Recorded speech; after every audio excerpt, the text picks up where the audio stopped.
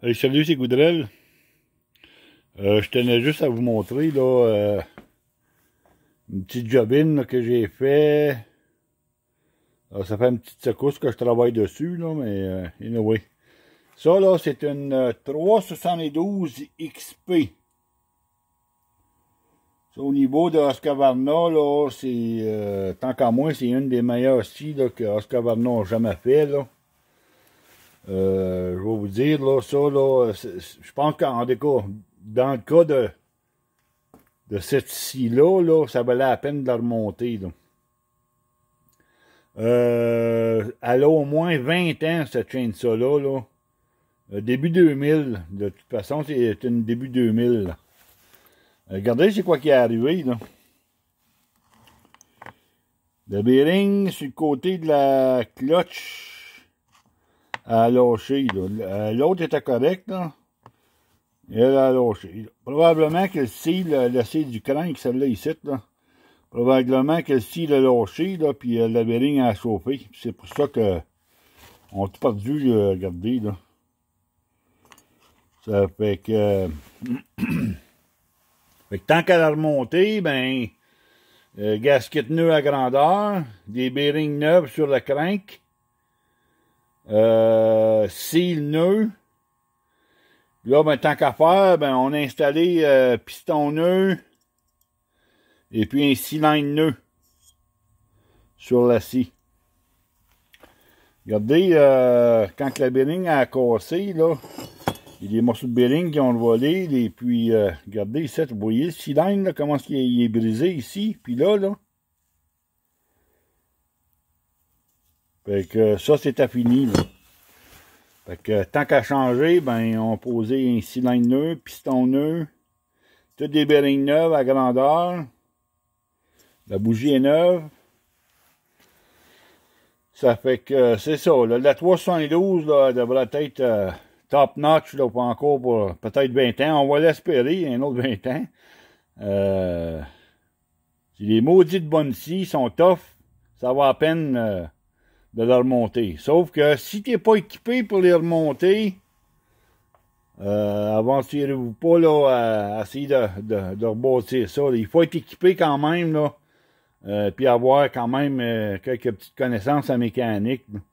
Parce que les bearings du crank, là, ils sont pressés là, dans le casing du bas. Là. Les bearings du crank sont pressés dedans. Là. Fait que si tu n'es pas équipé pour les rentrer ou les sortir, là, tu peux avoir bien la misère. Là. Mais non, oui. Fait que c'était juste ça que je voulais vous montrer. Là.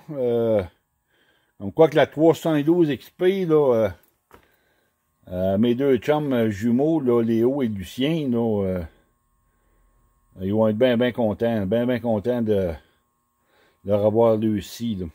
Mais là, ouais. Fait que dans le garage ici, ben, je suis en train de faire un petit peu de mécanique aujourd'hui, là. J'ai rebâti, là, un compresseur, là. J'ai mis des gaskets nœuds à grandeur, là. Il n'y avait plus de compression dedans, là. Ça fait qu'on a remonté, j'ai tout rebâti le compresseur, là. Puis là, ben, il va y avoir la compression, là, il va être capable de donner de l'air, si tu veux, là, au réservoir, là. Parce qu'il n'en donnait plus, là, ça ne marchait plus.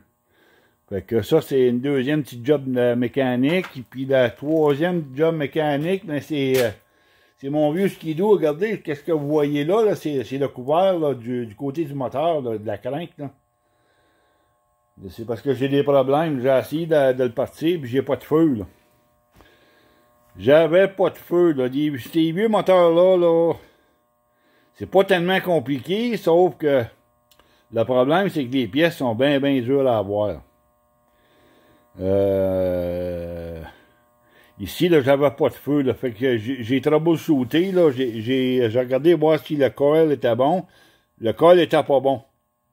J'ai changé le coil ici, là.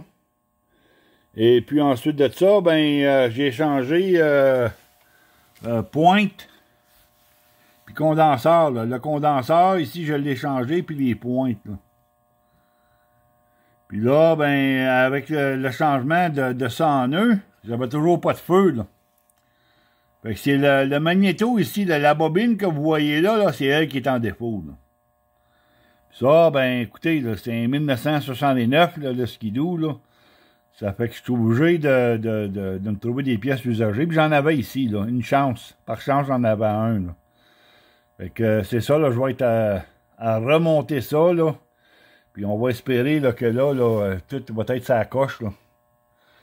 Puis là, ben, tant qu'à faire, tant qu'à remonter ça, ben, il va vérifier le timing, parce que les vieilles machines-là, là, c'est bien, bien important de vérifier le timing. Puis ça, ben, le timing, là, ben, il faut tailler une petite lumière, une batterie, et puis on décoche. Je rentre pas dans les détails comment le timer, là, mais ça prend l'équipement que vous voyez là, là.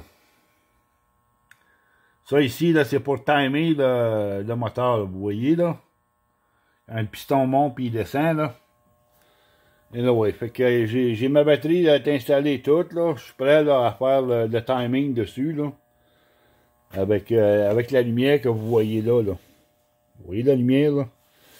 C'est ça. On va y mettre ça sur le time, là. C'est 13 millièmes avant que le piston arrive en haut, là. Top dead center qu'il appelle, là. Fait que, il faut que j'ajuste le magnéto ici, là. Ça se déplace là, en rond, là. Fait que ça ici, là, vous voyez les vis qu'il y a là, là. Bon, ben le timing, là, je le fais avec ça, là. Fait que je bouge ça ici, là, jusqu'à temps que j'aille mon 13 millième, là. Avant TDC, là. Et là, ouais. Fait que c'était juste ça que je voulais vous montrer, une petite jobine, là. Ce vieux skidoo-là, là, il faut que ça marche, là. J'aimerais bien ça de partir pour cet hiver, là. Il reste plus grand hiver, là, mais ça fait rien. On a rendu, là, le 6 ou 7 de février, là. J'aimerais bien ça là, être capable de l'utiliser pour le restant d'hiver, là. Juste par plaisir. C'est juste par plaisir. Anyway. Fait que c'était ça la petite vidéo d'aujourd'hui. Je vous laisse là-dessus. Et puis tantôt, là, ben, je vais partir la 312. On va ajouter le carburateur et on va faire certain que tout est sa coche avant de les redonner aux deux jumeaux, là. Et puis, c'est ça. Fait que je vous laisse là-dessus. Salutations.